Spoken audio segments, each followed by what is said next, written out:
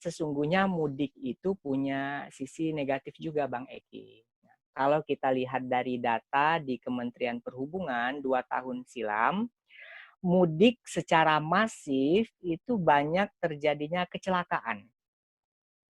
Karena interaksi antar kendaraan satu dengan yang lainnya sangat padat. Ya, saya catat misalnya pada tahun 2018 jumlah kecelakaan pada masa mudik sebanyak 1.401 jiwa. Bang Anang, kita Ya, sore ini coba ingin membahas masalah dinamika Lebaran di rantau situasi saat ini. Karena kita ketahui bersama bahwa Republik Indonesia khususnya pada saat ini sedang mengalami suatu gejolak yang luar biasa di mana adanya pandemi COVID-19. Di mana dengan hadirnya COVID-19 ini membuat pemerintah Republik Indonesia itu membuat kebijakan untuk dilarang melakukan kegiatan mudik di saat Lebaran. Karena pada saat ini kan kita sedang menghadapi suasana bulan suci Ramadan. Dan setelah bulan suci Ramadan ini kita ada namanya itu istilah Idul Fitri atau pada umumnya masyarakat menyebutkan Lebaran. Lebaran ya. Lebaran itu di mana biasanya masyarakat yang berada di kota itu melakukan mudik atau pulang kampung lah untuk melaksanakan ibadah, untuk melaksanakan Lebaran di rumah bersama keluarga.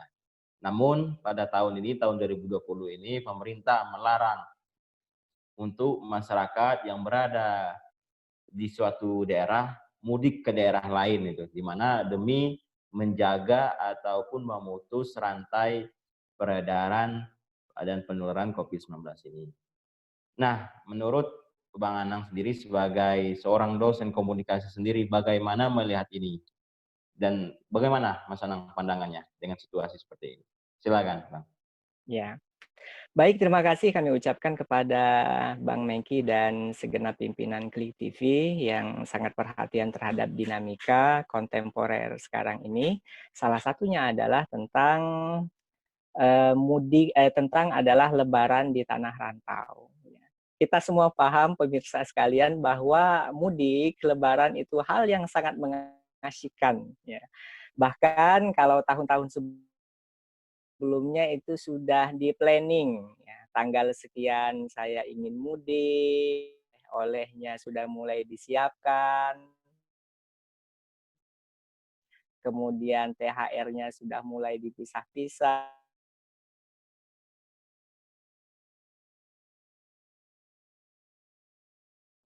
Kan besar pandemi global COVID-19, maka pemerintah mengeluarkan sebuah regulasi, yaitu mengeluarkan melalui Peraturan Menteri Perhubungan Republik Indonesia nomor 25 tahun 2020 tentang pengendalian transportasi selama masa mudik Idul Fitri tahun 1441 Hijriah dalam rangka pencegahan penyebaran COVID-19. Saya pikir ini adalah kebijakan yang bagus, sebab sebagaimana dipahami bahwa COVID-19 atau corona ini adalah bisa disebut dengan sebagai sebuah penyakit siluman. Artinya penyakitnya itu tidak tampak, tapi sesungguhnya bisa ada dan dibawa oleh satu manusia, satu individu ke individu yang lain. Nah, proses mudik dimulai dari berkumpulnya misalnya di airport, kemudian di stasiun, di terminal, dan lain sebagainya, pelabuhan, maka sangat memungkinkan untuk terjadinya crowded atau kerumunan.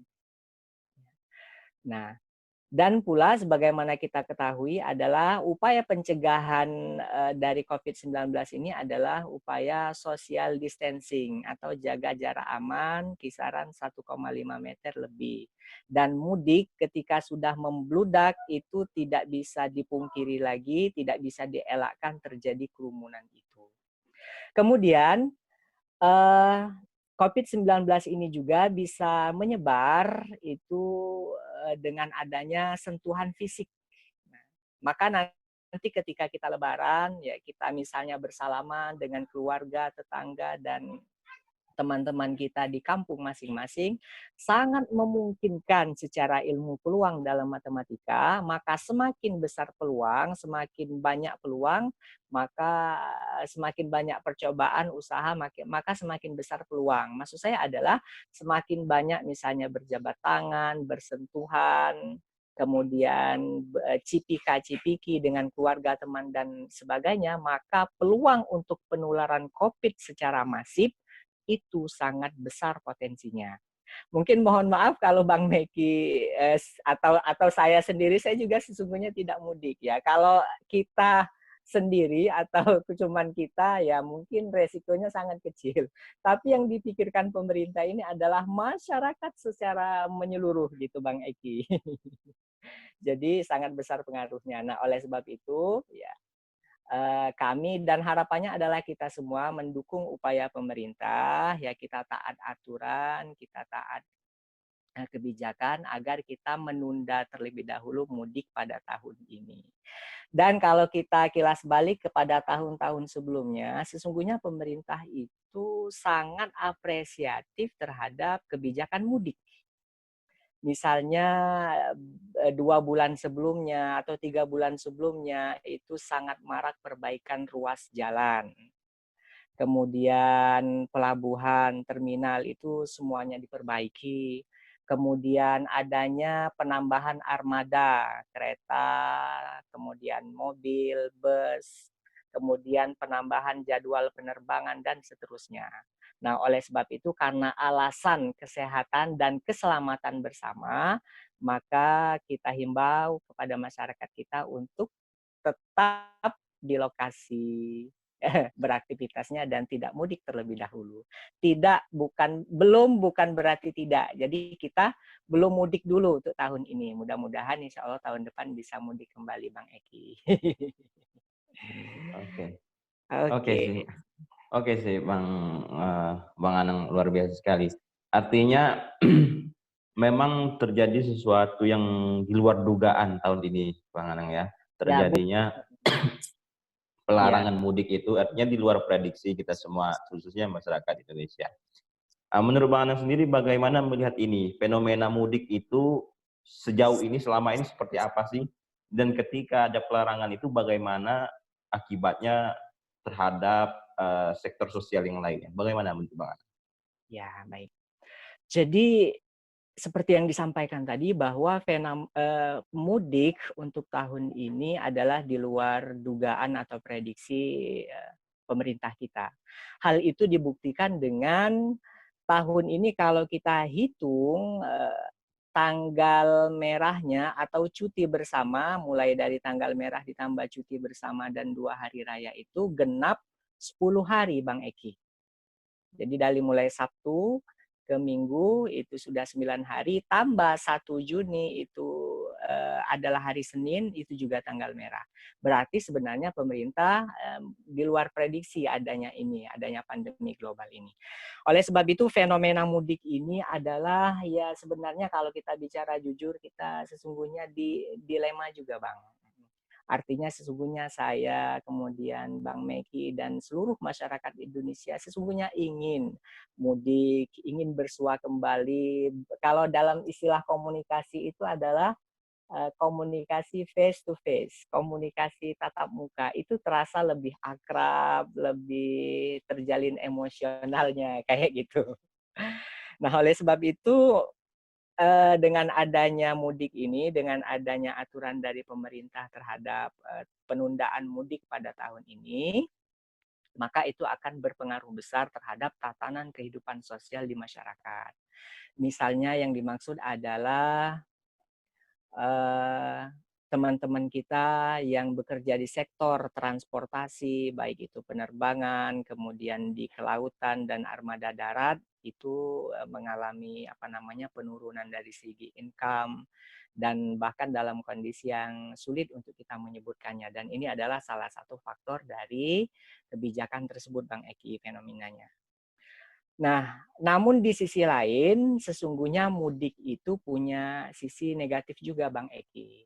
kalau kita lihat dari data di Kementerian Perhubungan 2 tahun silam, mudik secara masif itu banyak terjadinya kecelakaan. Karena interaksi antar kendaraan satu dengan yang lainnya sangat padat. Ya, saya catat misalnya pada tahun 2018 jumlah kecelakaan pada masa mudik sebanyak 1.401 jiwa. Nah, sedangkan yang meninggal sebanyak 318 orang. Kemudian pada tahun 2019 jumlah kecelakaan adalah 509 jiwa dan yang meninggal adalah 120 jiwa. Oleh sebab itu,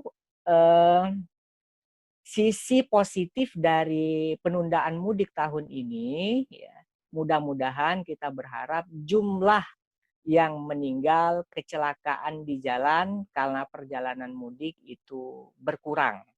Itu berkurang atau menurun secara drastis. Nah, kayak gitu. Oke Bang. Tapi saya coba ingin mendalami menurut Pak Anang sendiri sebagai sebagai pakar komunikasi lah bisa dibilang seperti itu. Artinya dengan adanya larangan mudik ini, tentu kan kita tidak bisa melakukan aktivitas ataupun berlebaran di rumah, ketemu keluarga, orang tua, sanak famili dan lain-lain. Nah menurut Bang Anang sendiri, kira-kira bagaimana sih tips bisa melakukan lebaran walaupun tidak di kampung halaman sendiri? Kira-kira bagaimana kira-kira? Ya. Baik, insya Allah sesungguhnya bisa dipahami itu, bahwa sekarang kita semua maklum bahwa kecanggihan IT, ya, information dan teknologi itu sudah semakin marak. Nah, dan kita semua, hampir semua kita punya sosial media, punya handphone, sarana komunikasi. Oleh sebab itu bisa digunakan, artinya meminta maaf, kemudian mengucapkan selamat lebaran bisa melalui handphone. Nah, dan lebih canggih lagi seperti yang dilakukan sekarang ini misalnya Bang Eki melalui video call. Nah, jadi walaupun komunikasi fisiknya itu tidak bisa berlangsung secara fisik, tetapi dengan adanya video call minimal mendekati komunikasi fisik antara keluarga yang bisa dijalin seperti itu. Nah, Bang Eki sesungguhnya kalau bicara jujur tidak mudik di rantau itu kalau saya itu sebenarnya biasa aja Bang Eki. Saya selama belajar itu 11 tahun tidak mudik lebaran Bang Eki. Ya, tapi tidak mudik yang dimaksud adalah lebaran haji, lebaran Idul Adha. Kalau lebaran Idul Fitri itu saya ya sekitar 3 kali atau 4 kali itu berada di lebaran di rantau. Ya memang sesungguhnya sedih memang Bang Eki. Tapi karena alasan tertentu, misalnya kita punya target tertentu, misalnya kuliah cepat tamat atau kemudian kita tidak punya banyak waktu libur di tempat kerja kita masing-masing, maka kita menyikapinya dengan bijak. Itu yang pertama Bang Eki. Artinya silaturahmi fisik, ucapan selamat lebaran, mohon maaf, minta restu dan lain sebagainya bisa menggunakan handphone, video call dan lain sebagainya. Yang kedua, bantuan fisik semacam THR, angpau, kemudian barang-barang, pakaian dan lain sebagainya bisa ditransfer.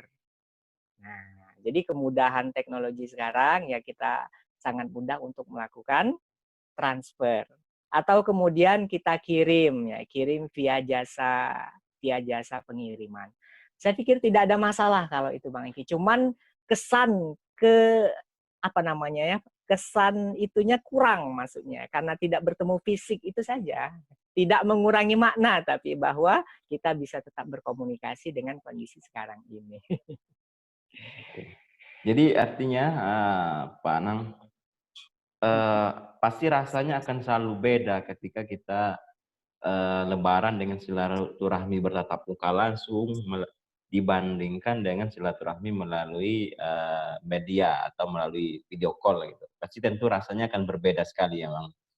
Nah Betul Bang Eki, ya. nah menurut, Pak Anang sendiri sebenarnya esensi lebaran itu seperti apa sih? Apa sih maksud dari esensi lebaran itu? Yang dinama lebaran itu seperti apa gitu loh? Apakah dengan Ya. bertemu itu sudah dianggap lebaran atau seperti apa? Atau hanya lebaran itu karena setelah Ramadan ya lebaran atau seperti apa menurut? Kalau secara, bulannya ya setelah, Ramadan, maka masuk 1 Syawal, maka disebut dengan lebaran, ya, lebaran.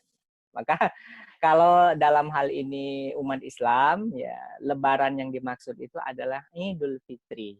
Aid artinya kembali, fitrah artinya suci. Nah, oleh sebab itu, diharapkan melalui lebaran ini, Idul Fitri ini, jiwa-jiwa kita yang telah melaksanakan ibadah puasa, membayar zakat, dan ibadah lainnya, maka diharapkan kembali suci. Dan teks narasi dalam Al-Quran dan hadis, tidak ada ayat Al-Quran maupun hadis yang mewajibkan untuk mudik. Nah, yang ada itu misalnya anjuran silaturahmi, berbakti kepada orang tua, misalnya maaf memaafkan, berlomba-lomba dalam kebaikan dan seterusnya. Maka esensi lebaran itu adalah pertama misalnya mohon maaf. Kita misalnya sebagai anak mohon maaf kepada orang tua kita, kepada keluarga kita dan lain sebagainya. Yang kedua adalah silaturahmi. Nah, menjalin tali silaturahmi. Itu esensi dari lebaran yang perlu kita terapkan. Yang ketiga adalah mohon doa. Nah, jadi kita pada saat lebaran, yaitu sesungguhnya banyak dilakukan, apalagi tradisi masyarakat kita di Jawa, misalnya mesti ngotot ingin pulang karena ingin sungkeman, ingin salaman, mohon maaf, ingin didoakan melalui orang tua, kiai, guru-gurunya, itu yang penting. Kemudian yang keempat adalah meningkatkan kualitas ketakwaan. Nah, saya pikir beberapa hal ini bisa dilakukan sesungguhnya melalui komunikasi jarak jauh dalam perspektif ilmu komunikasi, atau dalam istilah komunikasinya adalah komunikasi bermedia. Nah, jadi komunikasi bermedia. Konsep ini sesungguhnya sudah lama Bang Eki. Tahun 1950 Marshall McLuhan itu mengungkapkan sebuah teori global village. Artinya sebagai sebuah desa global. Manusia tidak mesti berkomunikasi fisik, tetapi bisa berkomunikasi melalui virtual, melalui komunikasi dunia maya. Dan beberapa dasawarsa terakhir itu sudah marak diterapkan, termasuk kita di Indonesia. Seperti itu Bang Eki. Oke. Tapi kira-kira menurut, Pak Anang sendiri kira-kira dengan adanya larangan mudik ini tentu nanti memiliki dampak sosial mungkin ke depannya atau seperti apa? Dan jikapun ada seperti apa menurut Bang Anang kira-kira dampak dari adanya larangan mudik ini? Artinya, kebiasaan yang mudik itu mulai apakah suatu ke depannya nanti di tahun depannya, ya udah sih saya udah biasa artinya larangan mudik itu nggak mudik itu udah biasa karena tahun sebelumnya udah atau seperti apa Bang Anang melihatnya dari kacamata publiknya seperti apa kira-kira? Ya, saya pikir untuk tahap awal kita lihat dulu untuk tahun ini Bang Eki. Nah, kita amati terlebih dahulu, kita observasi terlebih dahulu bagaimana perilaku masyarakat kita menyikapi peraturan pemerintah terkait larangan mudik. Kemudian setelah kita sikapi, baru kemudian kita bisa menyimpulkan di tahun depan. Namun demikian, secara ilmiah kita bisa mengajukan sebuah hipotesis atau dugaan sementara, saya pikir ini akan mengalami degradasi, akan mengalami pergeseran. Jadi ketika masyarakat sudah terbiasa atau sudah dalam kondisi misalnya tidak terbiasa mudik, setahun, 2 tahun, itu lama-lama sudah sudah menjadi kebiasaan mereka kayak gitu. Dan sesungguhnya yang dipermasalahkan itu adalah mudik ketika lebaran. Ya, karena alasan ingin lebaran. Nah, sesungguhnya banyak mudik lain yang yang sangat urgent Bang Eki. Misalnya ketika ada musibah, keluarga kita ada yang meninggal, atau kemudian ada acara bahagia, ada walimah pernikahan, walimah khitan dan lain sebagainya, itu juga misalnya diharapkan kita bisa mudik. Nah, tapi dalam kondisi sekarang ini, ya hemat kita adalah sebaiknya kita tunda dulu mudik ini agar bisa memberikan kemaslahatan untuk kita bersama. Ya. Dalam konsep usul fikihnya itu adalah la dororo wala diror. Artinya kalau bisa kita itu jangan membahayakan diri kita dan jangan membahayakan orang lain. Nah, jadi saya pikir ada manfaatnya, ada sisi positifnya dari aturan pemerintah dan tentu pula berpengaruh terhadap beberapa sisi negatif.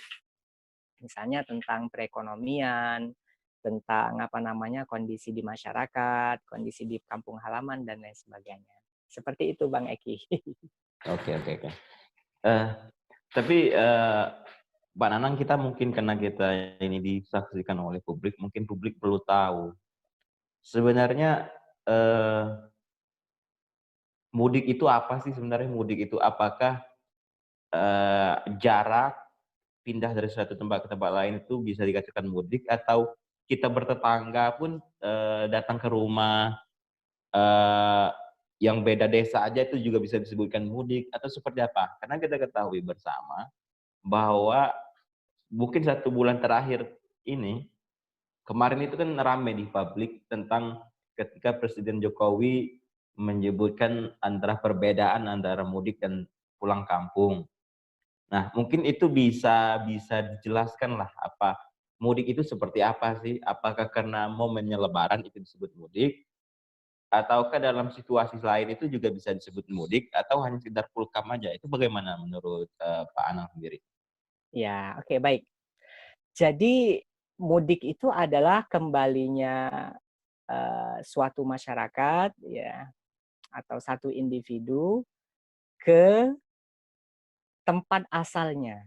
Ya, saya tidak mengatakan kampung halaman atau ke desanya, saya tidak mengatakan demikian. Karena bisa jadi satu apa namanya seseorang tersebut bukan berasal dari desa. Ya, misalnya mungkin Bang Meki misalnya berasal dari kota Jambi. Nah, kota Jambi kan kota bukan desa. Tapi adalah definisinya adalah kembalinya seorang individu ya, atau keluarga ke tempat asal keluarganya untuk tujuan tertentu. Misalnya adalah tujuannya adalah tujuan lebaran, bersilaturahmi keluarga, atau tadi tujuan karena ada musibah, kemudian tujuan karena ada acara-acara bahagia seperti pernikahan dan lain sebagainya. Setelah itu, maka dia kembali lagi ke perantauan, ke tempat dia beraktivitas, baik itu sekolah, kuliah, maupun bekerja. Nah, adapun dari pernyataan Presiden kita, Pak Jokowi, terkait dengan istilah mudik dan pulang kampung, ini sesungguhnya menarik, Bang Eki. Banyak masyarakat kita yang menjadikan ini sebagai sebuah diskusi, terutama di sosial media kayak gitu. Kalau saya memahaminya dari istilah beliau itu, kalau mudik itu seperti yang kita sampaikan tadi, kembali ke tempat asal asal keluarganya, kemudian dengan niat kembali lagi ke aktivitas semula. Misalnya dia kuliah, ya, mudik sebentar, lebaran, lalu kemudian berniat kembali lagi ke rantauan untuk menyelesaikan kuliahnya atau kerja dan lain sebagainya. Yang menarik adalah istilah pulang kampung. Nah, pulang kampung ya bisa dipahami bahwa sepertinya itu dia dalam waktu dekat tidak kembali lagi, Bang Eki. Ya, misalnya karena kondisi perekonomian masyarakat kita yang cukup sulit ini, misalnya dirumahkan atau di PHK, maka dia memilih untuk pulang kampung. Jadi barang-barangnya sudah dibawain semua, lalu kemudian berniat tidak kembali lagi, dan aktivitasnya itu sudah berubah dari aktivitas sebelumnya. Saya pikir demikian, Bang Eki. Jadi perbedaannya itu hanya tidak tidak pada waktu, hanya saja mungkin apa namanya itu intensitasnya aja yang berubah. Kalau pulkam itu pulang kampung itu mungkin ada kemungkinan tidak kembali lagi. Sedangkan Ya, kalau mudik itu pasti kembali lagi. Kira-kira begitu kali Bang ya? ya. Kalau mudik itu diniatkan kembali lagi kayak gitu karena tujuan tertentu. Kemudian kalau pulang kampung itu maknanya, konotasinya adalah lebih kepada dia tidak ngulang lagi ke tempat rantaunya, aktivitasnya, dan dia sudah berubah, beralih aktivitas kayak gitu, pulang kampung. Oke oke, Bang Oh, Anang. iya iya, oke oke. Luar biasa sekali diskusi kita pada sore hari ini, Bang Anang. Eee, kita sudah memasuki 30 menit berlalu, Bang Anang, terkait tema kita pada hari ini yaitu dinamika lebaran di tanah rantau. Eee, saya sebelum saya menutup diskusi kita pada sore hari ini, saya mencoba meminta statement closing lah dari Pak Anang sebagai dosen komunikasi terkait, dinamika mudik di rantau itu seperti apa mungkin dan juga saran-saran lah kepada teman-teman yang para perantauan lah, karena kalau perantauan itu pasti ada kemungkinan dia untuk pulang gitu kan. Para perantauan bagaimana menghadapi lebaran di tidak bersama keluarga, tidak bersama orang tua, tidak bersama, kakak, adik, dan lain-lain itu mungkin ada, apa namanya, saran kepada mereka, kepada mana. Saya minta statement closing-nya, Mas Ana, silakan. Ya. Baik, terima kasih Bang Eki. Jadi sudah kita pahami bersama bahwa tahun ini kita upayakan untuk, tidak mudik ya, tidak mudik sesuai dengan anjuran ataupun peraturan dari pemerintah. Dan ini adalah sebagai sebuah peraturan.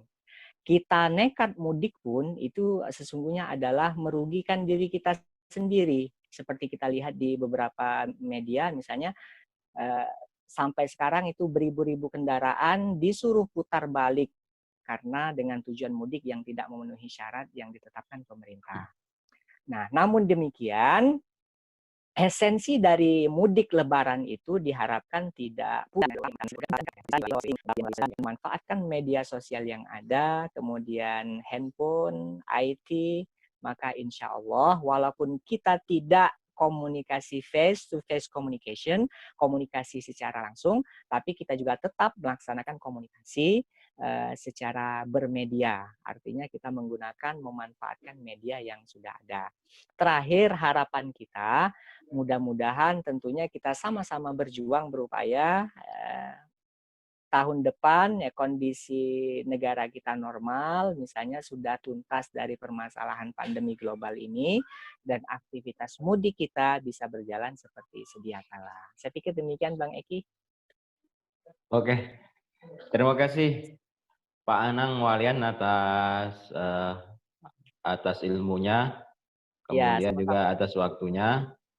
Kita sudah di hujung waktu, maka kita akan menutup, dialog virtual kita pada sore hari ini. Sekali lagi saya mengucapkan terima kasih kepada Pak Anang Walian atas waktunya. Saya mengucapkan selamat menjalankan ibadah puasa dan mohon maaf bila ada kesalahan. Minal aidin wal faizin, walaupun kita belum lebaran. Dan saya mengucap terima kasih banyak. Pemirsa di rumah Klik TV yang berbahagia, kita telah di ujung waktu. Saya dan Pak Anang Walian mengucapkan terima kasih yang telah menyaksikan. Dan apabila terdapat kekurangan kami mohon maaf. Saya tutup. Wallahu muwaffiq ila aqwamit thoriq. Assalamualaikum warahmatullahi wabarakatuh. Waalaikumsalam warahmatullahi wabarakatuh.